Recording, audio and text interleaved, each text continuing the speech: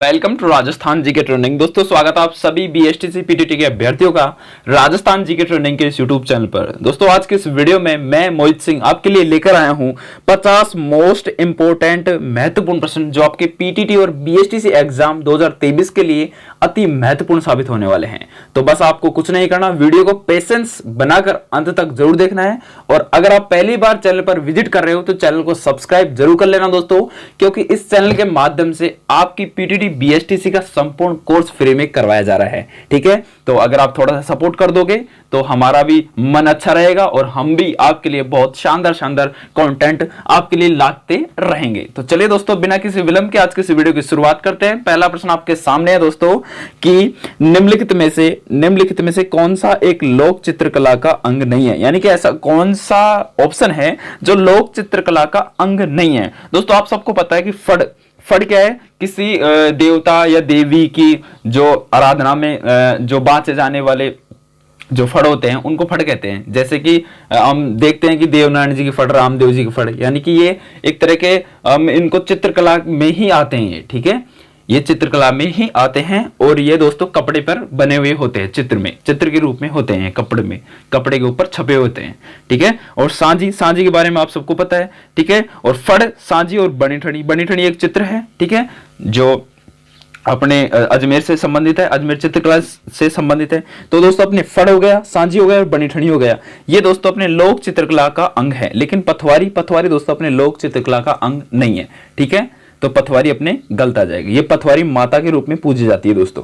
ठीक है, चलिए अगला इंपॉर्टेंट प्रश्न दोस्तों कि अकबर द्वारा मानसिंह को निम्नलिखित में से कौन से मुगल प्रांतों का सूबेदार यानी कि राज्यपाल नियुक्त किया गया था। तो दोस्तों जो अकबर का जो सामंत था ये कौन, मानसिंह ने दोस्तों, मानसिंह को अकबर कहां का राज्यपाल नियुक्त किया था। तो उस समय दोस्तों अकबर ने मानसिंह को दोस्तों बात करें वो काबुल का किया था। ठीक है, काबुल, बिहार और बंगाल का राज्यपाल यानी कि सूबेदार नियुक्त किया था। तो राइट आंसर अपना फर्स्ट आ जाएगा। ठीक है प्यारे दोस्तों, तो चलिए दोस्तों अब बात कर लेते हैं अगले महत्वपूर्ण प्रश्न की।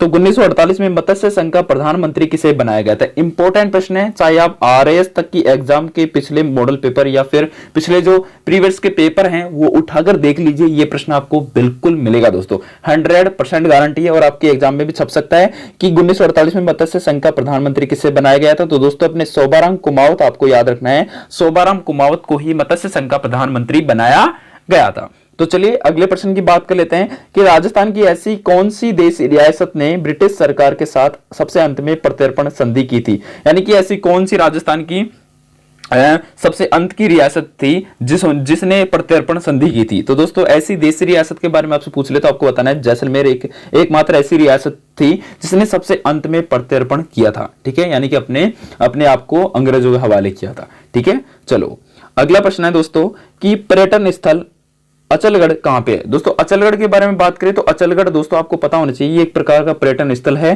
ठीक है, और राजस्थान का सबसे ऊंचाई पर बना हुआ स्थल है। तो दोस्तों ये अपने कहां पे, सिरोही, ऊंचाई से आपको पता लग गया होगा सिरोही। ठीक है, चलिए अगला कि नाथ संप्रदाय की गद्दी कहां पे स्थित है। दोस्तों नाथ संप्रदाय की गद्दी, अगर आपने संत संप्रदाय के टॉपिक को अच्छे से ढंग से पढ़ रखा है तो आप सबको पता होगा कि नाथ संप्रदाय की जो गद्दी है वो कहां पे है, वो अपने जोधपुर में है। ठीक है, चलिए अगला इंपॉर्टेंट प्रश्न है कि वंश भास्कर के रचयिता कौन है। दोस्तों वंश भास्कर के रचयिता आपसे पूछ रहे हैं ना, तो आपको बताना है सूर्यमल मिश्रण। ठीक है, सूर्यमल मिश्रण अपने वंश भास्कर एक साहित्य है उसके रचनाकार हैं। ठीक है, अगला प्रश्न है दोस्तों कि रेह, कल्लर एवं ऊसर किस मृदा के अन्य नाम है। दोस्तों रेह हो गया, कल्लर हो गया एवं ऊसर हो गया, ये दोस्तों आपको पता होना चाहिए ये अपने लवणीय मृदा के रूप है दोस्तों, लवणीय मृदा के रूप हैं। ठीक है, चलिए अगला प्रश्न है मेरे प्यारे साथियों कि राजस्थान में मावट किसका स्थानीय नाम है। दोस्तों मावट है जो अपने सर्दियों में जो शीतकालीन वर्षा होती है ना उसको मावट के रूप में जाना जाता है। ठीक है, जैसे गेहूं फसल के लिए उसको गोल्डन ड्रॉप बोलते हैं। ठीक है, मावट को इंग्लिश में गोल्डन ड्रॉप भी बोलते हैं। ठीक है, चलिए अगला इंपॉर्टेंट प्रश्न है कि जमवा रामगढ़ अभ्यारण्य राजस्थान के किस जिले में स्थित है। दोस्तों आप सबको पता होगा कि जमवा रामगढ़ अभ्यारण्य अपने कहां पे है। बिल्कुल दोस्तों सबने सही सोचा, अपने ये कहां पे है, ये अपने जयपुर में है जमवा रामगढ़। ठीक है, ये अपने कहां पे, जयपुर में है। चलिए अगला प्रश्न है कि राजस्थान के प्रथम जैविक उद्यान का नाम बताइए। दोस्तों राजस्थान का प्रथम जैविक उद्यान आपसे पूछ ले तो आपको बताना है प्यारे दोस्तों, आपको बताना है नाहरगढ़ उद्यान। ठीक है, आप क्या बताओगे, नाहरगढ़ उद्यान जो अपने राजस्थान का प्रथम जैविक उद्यान है और ये कहां पे है, ये अपने जयपुर में है। ठीक है, चलिए अगला इंपॉर्टेंट प्रश्न है कि निम्नलिखित में से कौन सा एक युग्म सुमेलित नहीं है। इनमें से कौन सा ऐसा युग्म है जो सुमेलित नहीं है। एक तरफ है कुछ खनिज और एक तरफ है उसके खनन क्षेत्र, यानी कि वो क्षेत्र किससे संबंधित है, किस खनिज से संबंधित है, कौन सा क्षेत्र, ठीक है। तो बात करें दोस्तों, आप सबको पता है कि तांबा अपने खेतड़ी से संबंधित है। खेतड़ी कहां पे है, जो झुंझुनू में है, ठीक है। और लोहा अयस्क, लोहा अयस्क के बारे में बात करें तो लोहा अयस्क भी दोस्तों अपने सबको पता है मोरिजा बानोल में है, ठीक है। और टंगस्टन दोस्तों पलाना में नहीं है, ठीक है। टंगस्टन अपने पलाना में नहीं है, सीसा जस्ता जावर में है, ठीक है। ये तो सही है, अपना 1, 2 और 4 सही है, लेकिन अपना ये थर्ड अपना ऑप्शन गलत है दोस्तों, ठीक है। आपको पता होना चाहिए, ठीक है। तो चलिए बात कर लेते हैं इंपॉर्टेंट प्रश्न अगले की, कि राजस्थान राज्य का अक्षांशीय विस्तार आपसे पूछ सकता है, अक्षांशीय विस्तार पूछ सकता है और देशांतर विस्तार पूछ सकता है। तो आपको दोनों के बारे में पता होना चाहिए। राजस्थान राज्य का अक्षांशीय विस्तार आपसे पूछ रहे, तो आपको बताना है प्यारे दोस्तों 23 डिग्री 3 मिनट उत्तर से 30 डिग्री 12 मिनट उत्तर तक, ठीक है। ये अपने राजस्थान राज्य का अक्षांशीय विस्तार है, ठीक है। और देशांतर विस्तार आप नीचे कमेंट के माध्यम से बताओगे कि राजस्थान का देशांतर विस्तार कितना है, ठीक है। अगर आप नहीं बता पाते हो तो भी नीचे कमेंट के माध्यम से जरूर बता देना, मैं आपको कमेंट में इसका जवाब दे दूंगा, ठीक है। चलिए अगला प्रश्न है प्यारे दोस्तों कि निम्नलिखित में से कौन सी फसल राजस्थान के आर्द्र दक्षिणी मैदानी कृषि जलवायु खंड के लिए उपयुक्त नहीं है। यानी कि ऐसी कौन सी फसल है जिसको हम आर्द्र दक्षिणी मैदानी कृषि जलवायु में बो नहीं सकते। तो दोस्तों ऐसी अपने फसल है जीरे। जीरे की फसल को अगर हम आर्द्र दक्षिणी मैदानी भाग में अगर बो देंगे ना तो वो खराब हो जाएगी। पहली बात तो उगेगी नहीं, उगेगी तो भी वो खराब हो जाएगी, ठीक है। तो जीरे को हम नहीं बो सकते। वैसे गेहूं को बो सकते हैं, दाल को बो सकते हैं, चावल को बो सकते हैं, ठीक है। चलिए अगला इंपॉर्टेंट प्रश्न है कि निम्नलिखित में से कौन सा मरुस्थलीकरण का कारण नहीं है। दोस्तों इनमें से कौन सा मरुस्थलीकरण का कारण नहीं है, यानी कि मरुस्थल को फैलने का कारण इनमें से कौन सा नहीं है। तो अतिचारण बिल्कुल है, नवीनीकरण भी है और नगरीकरण भी है, लेकिन अतिवृष्टि अपने दोस्तों मरुस्थलीकरण का कारण नहीं है, ठीक है। चलिए अगला इंपॉर्टेंट प्रश्न दोस्तों, और मोस्ट इंपॉर्टेंट प्रश्न, इस प्रश्न को आप कह सकते हैं क्योंकि निम्नलिखित में से कौन सी लिफ्ट नहर इंदिरा गांधी नहर पर बनाई गई पहली लिफ्ट नहर थी। इंपॉर्टेंट प्रश्न है दोस्तों, और पहली लिफ्ट नहर के बारे में आपको पूछ रहे तो आपको बताना है कंवर सैन लिफ्ट नहर अपने इंदिरा गांधी नहर पर बनाई गई पहली लिफ्ट नहर थी, ठीक है। जैसे दोस्तों ये थी अपने क्या, ये अपने इंदिरा गांधी नहर है, ठीक है। इससे निकलने वाली जो शाखाएं होती हैं उनको लिफ्ट नहर के नाम से जाना जाता है, ठीक है। चलिए तो बात करते हैं अगले इंपॉर्टेंट प्रश्न की। तो अगला है कि निम्नलिखित में से कौन से युग्म जिले में एक भी नदी प्रभावित नहीं होती। यानी कि ऐसा कौन सा 2 जिले हैं जिनमें एक भी नदी नहीं है, या नदी नहीं है या फिर प्रभावित ही नहीं होती। तो दोस्तों ऐसे राजस्थान के 2 जिले हैं, 2 जिले के नाम है बीकानेर और चूरू, ठीक है। बीकानेर और चूरू जिले राजस्थान के ऐसे जिले हैं जहां पर ना तो नदी है और ना ही नदी प्रवाहित होती है, ठीक है। चलिए अगला प्रश्न है मेरे प्यारे दोस्तों कि भारत के कुल क्षेत्रफल का राजस्थान द्वारा आच्छादित प्रतिशत कितना है। यानी कि कुल सरल भाषा में बात करें तो अपना भारत का क्षेत्रफल का कितना प्रतिशत भाग में अपना राजस्थान फैला हुआ है। तो दोस्तों आपको पता होना चाहिए अपने 10.41% भाग में अपना राजस्थान फैला हुआ है, और ये मोस्ट इंपोर्टेंट प्रश्न है, ठीक है। चलिए तो अगला इंपोर्टेंट प्रश्न है कि निम्न को सम्मिलित कीजिए। यानी कि एक तरफ कूट है और एक तरफ यानी कि ख्याल है और एक तरफ उनके जो वो उनको कह सकते हैं हम खेल कलाकार हैं, ठीक है। उनके बारे में बात करते हैं। तो आप सबको पता होगा कुचामनी ख्याल के कलाकार का नाम क्या है। दोस्तों कुचामनी ख्याल के कलाकार का नाम लच्छी राम है, ठीक है। और शेखावटी ख्याल के कलाकार का नाम दुलिया राणा है, ठीक है। और रम्मत के खेल के कलाकार का नाम आपसे पूछ रहे तो आपको बताना है तेज कवि जैसलमेरी है, ठीक है। और तमाशा के बंशीधर भट्ट है। तो इसी प्रकार अपना राइट आंसर आ जाएगा फर्स्ट 4 और सेकंड और अपने थर्ड, ठीक है। तो right answer first, 4th, 2nd और 3rd। तो इस प्रकार हम कूट में से छांट के इसका सही जवाब दे सकते हैं। तो राइट आंसर अपना आ जाएगा कौन सा, यह आ गया, ठीक है, थर्ड वाला, फर्स्ट, 4, 2nd और 3rd, ठीक है। चलिए अगला प्रश्न है दोस्तों, और अगला भी इंपॉर्टेंट प्रश्न है कि मूसी महारानी की छतरी कहां पे स्थित है। तो मूसी महारानी की छतरी आपको बताना है दोस्तों अपने अलवर जिले में स्थित है, ठीक है। अलवर जिले में स्थित है मूसी महारानी की छतरी।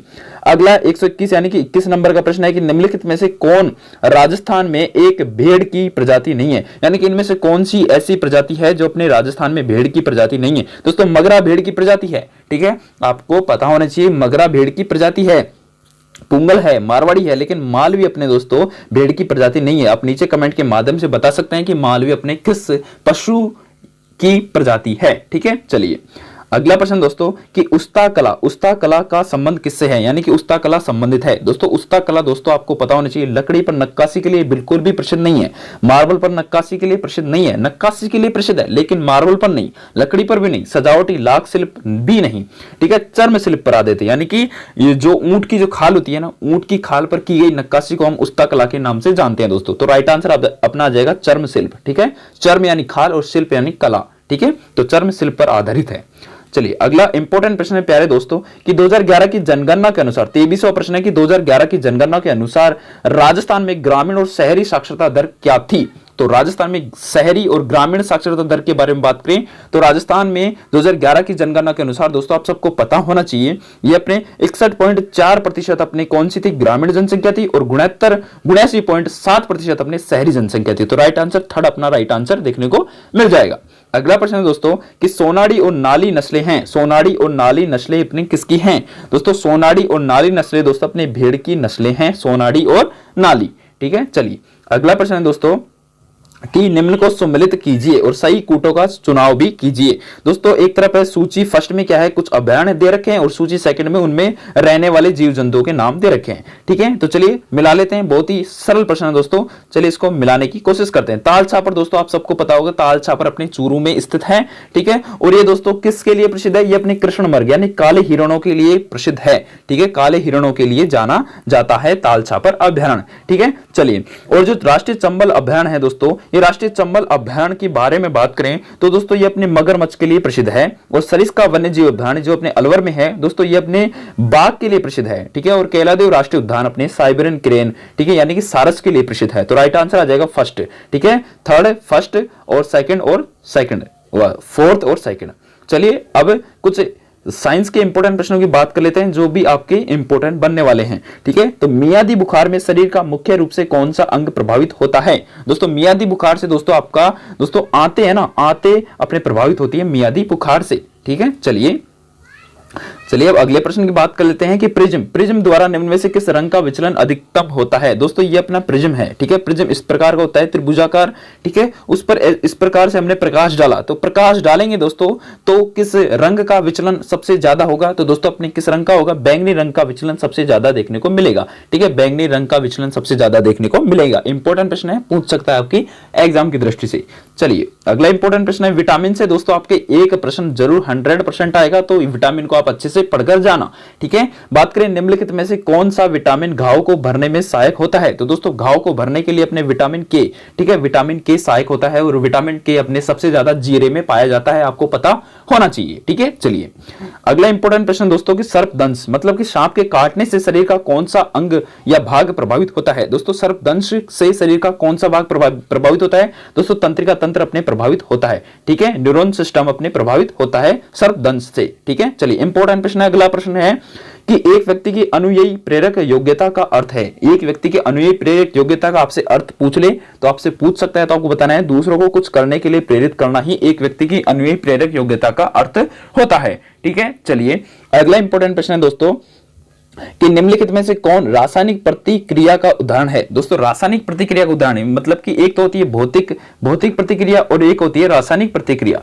ठीक है। तो इसमें से रासायनिक प्रतिक्रिया का उदाहरण अपने को बताना है, ठीक है। तो बात करें लोहे का चुंबक बनना, ये दोस्तों अपने भौतिक प्रक्रिया का उदाहरण है, ठीक है। बर्फ का पिघलना भौतिक प्रक्रिया का उदाहरण है, ठीक है। मोमबत्ती का जलना दोस्तों अपने किसका उदाहरण है, ये अपने रासायनिक प्रतिक्रिया का उदाहरण है। तो राइट आंसर अपना सेकंड अपना राइट आंसर देखने को मिल जाएगा। चलिए अगले प्रश्न की बात कर लेते हैं।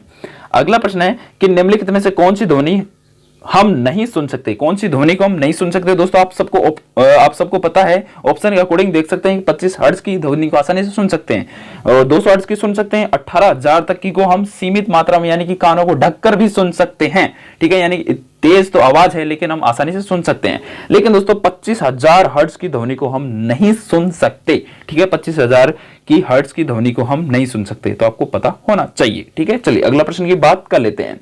तो प्रेशर कुकर में खाना जल्दी पक जाता है, क्यों पक जाता है दोस्तों। प्रेशर कुकर में दोस्तों अपने खाना जल्दी पक जाता है, इसलिए पक जाता है दोस्तों, क्यों पक जाता है, ये इसलिए पक जाता है क्योंकि दोस्तों प्रेशर कुकर के अंदर दाब अधिक होता है, ठीक है, दाब अधिक होने के कारण अपना खाना जल्दी पक जाता है। ठीक है, तो चलिए अगले प्रश्न की बात कर लेते हैं कि आंध्र प्रदेश राज्य के प्रसिद्ध नृत्य कौन सा है। तो आंध्र प्रदेश राज्य में प्रसिद्ध नृत्य पूछ ले तो कुचिपुड़ी नृत्य अपने आंध्र प्रदेश का प्रसिद्ध नृत्य है। ठीक है, बिहू शायद अपने बिहार का है। ठीक है, और गरबा अपने गुजरात का, भरतनाट्यम दोस्तों अपने शायद केरल का है। ठीक है, मुझे कंफर्म नहीं है लेकिन मैं आपको बता रहा हूं। ठीक है, चलिए अगला प्रश्न दोस्तों कि विश्व का सबसे बड़ा द्वीप कौन सा है। दोस्तों विश्व का सबसे बड़ा द्वीप आपसे पूछ रहे तो ग्रीनलैंड आपको बताना है दोस्तों, ग्रीनलैंड। ठीक है, विश्व का सबसे बड़ा द्वीप है। चलिए अगला प्रश्न है कि ओजोन परत के क्षय के लिए उत्तरदायी गैस कौन सी है। ओजोन परत को हानि पहुंचाने वाली गैस के बारे में आपको पूछ ले तो आपको बताना है दोस्तों क्लोरोफ्लोरोकार्बन गैस। ठीक है, क्लोरोफ्लोरोकार्बन गैस।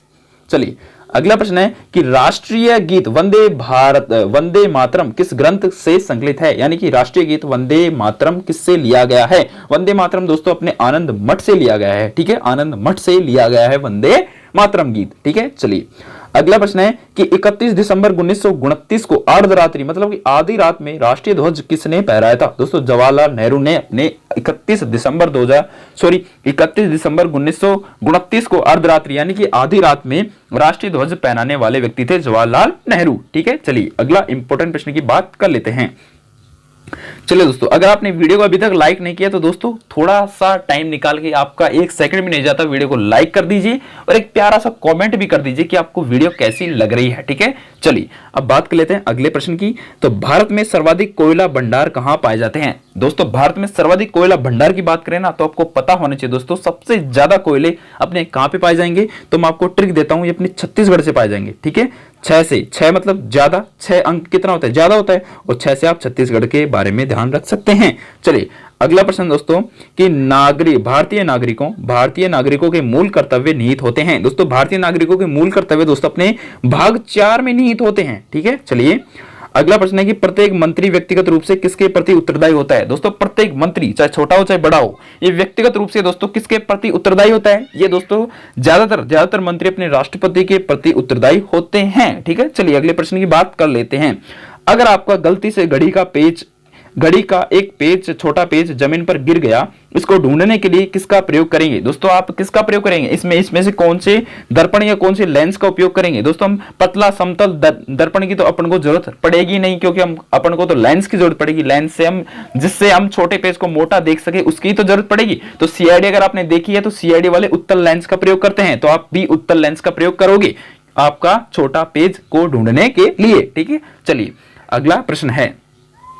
अगला प्रश्न क्या कह रहा है दोस्तों, बेरी बीमारी। दोस्तों बेरी बीमारी इंपॉर्टेंट प्रश्न है, किसकी बेरी बीमारी किसकी कमी से होती है। बिल्कुल विटामिन बी की कमी से होती है। विटामिन से दोस्तों आपके 1 से लेकर के 2 प्रश्न अवश्य बनेंगे, तो आपको विटामिन को अच्छे से पढ़ना है।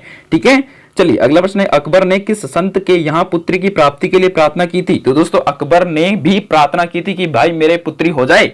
ठीक है, तो अपने किस संत के लिए की थी, तो किस संत की प्रार्थना की थी। दोस्तों मोइनुद्दीन चिश्ती की प्रार्थना की थी अकबर ने, भाई मोइनुद्दीन चिश्ती मुझे बेटी देने की कृपा करो, इस तरह से उन्होंने प्रार्थना की थी। चलिए अगला प्रश्न है दोस्तों, ठीक है, बेटा भी दो। ठीक है, बेटा भी दो, इस तरह से भी की थी। चलिए अगला प्रश्न है कि जहांगीर ने किस सिख गुरु को मृत्यु दंड दिया था। इंपॉर्टेंट प्रश्न दोस्तों कि जहांगीर ने किस सिख गुरु को मृत्यु दंड दिया था। दोस्तों गुरु अर्जुन देव को सिख गुरु थे ये, जिनको अपने जहांगीर ने क्या दिया था, मृत्यु दंड दिया था, गुरु अर्जुन देव को। ठीक है, चलिए ये सिख गुरु थे। अगला इंपॉर्टेंट प्रश्न है कि जनगणना 2011 के आधार पर सर्वाधिक जनसंख्या वाला राज्य कौन सा है। इंपॉर्टेंट प्रश्न, सर्वाधिक जनसंख्या वाला राज्य अपना उत्तर प्रदेश है दोस्तों 2011 की जनगणना के अनुसार। ठीक है, चलिए अगला प्रश्न है कि हैजा किस जीवाणु से होता है। दोस्तों हैजा है ना, हैजा कई बार पेट की समस्या है दोस्तों, हैजा। तो दोस्तों हैजा अपने बैक्टीरिया से होता है। ठीक है, साइंस के लगभग आपके 10 से लेकर 15 प्रश्न आसानी से बन सकते हैं। अगला रिक्टर स्केल का प्रयोग किसमें किया जाता है। दोस्तों रिक्टर जो स्केल है दोस्तों आप सबको पता होना चाहिए, अपने भूकंप को मापने में इसका प्रयोग किया जाता है। अगला संयुक्त राष्ट्र संघ की स्थापना किस वर्ष में हुई थी। दोस्तों संयुक्त राष्ट्र संघ की जो स्थापना है, यूएनओ की स्थापना दोस्तों अपनी कब हुई थी, ये दोस्तों हुई थी अपने 1945 को। ठीक है, संयुक्त राष्ट्र संघ यानी कि यूएनओ। ठीक है, इसकी स्थापना 1945 को हुई थी। चलिए आज का लास्ट प्रश्न के बारे में बात कर लेते हैं कि गीतांजलि के रचयिता कौन है। गीतांजलि के रचयिता दोस्तों रविंद्रनाथ ठाकुर या रविंद्रनाथ ठाकुर, रविंद्रनाथ ठाकुर बोल दीजिए, रविंद्रनाथ टैगोर बोल दीजिए, ठीक है। ये अपने रविंद्रनाथ ठाकुर के द्वारा गीतांजलि की रचयिता की गई थी। तो दोस्तों ये थे कुछ 50 मोस्ट इंपोर्टेंट प्रश्न जो आपकी पीटीटी, पीटीईटी और बीएसटीसी एग्जाम के लिए इंपॉर्टेंट साबित होंगे, ठीक है। अगर आपको वीडियो अच्छी लगी तो लाइक करके जरूर जाना, ठीक है। और एक बार प्लेलिस्ट जाके चेक करना, नीचे डिस्क्रिप्शन बॉक्स में दिया गया है, वहां पे हमारे टीचरों के द्वारा आपको सभी सब्जेक्ट पढ़ाए जा रहे हैं दोस्तों, ठीक है। और इसकी पीडीएफ फाइल डाउनलोड करने के लिए, आंसर सहित इसकी पीडीएफ फाइल डाउनलोड करने के लिए टेलीग्राम चैनल को ज्वाइन जरूर कर लेना, जिसका लिंक आपको नीचे डिस्क्रिप्शन बॉक्स में देखने को मिल जाएगा, ठीक है। मिलते हैं अगले वीडियो के साथ कुछ खास और कुछ अच्छा लेकर, ठीक है। थैंक यू, धन्यवाद, जय जय राजस्थान।